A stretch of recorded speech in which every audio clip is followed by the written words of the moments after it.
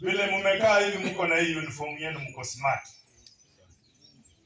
na vile mko smart, ukionekana kwa ile barabara, hakuna mtu anaweza tambua ya kwamba kuna usomi kwa nyinyi.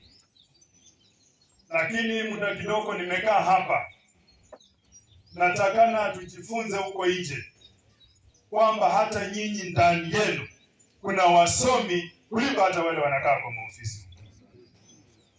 Hii Kiingereza nimeingia imetoka hapa, imenipatia kivutio kubwa sana mpaka nikakuwa kini kusikiza maneno yenu. Hii inaonyesha ya kwamba nyinyi mahali mko hapa, mko na wale wasomi wanataka kazi.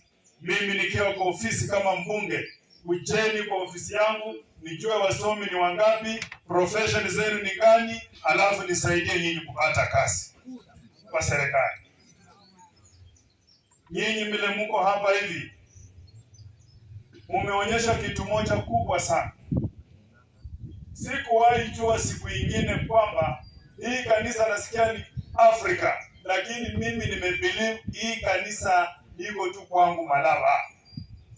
Lakini High Priest Seremu amesimama hapa, nimesema mmepitisha mipaka na nyinyi mmeonyesha hamna ukabila, mmepatia yeye uongozi wa kanisa. Shukrani kubwa sana.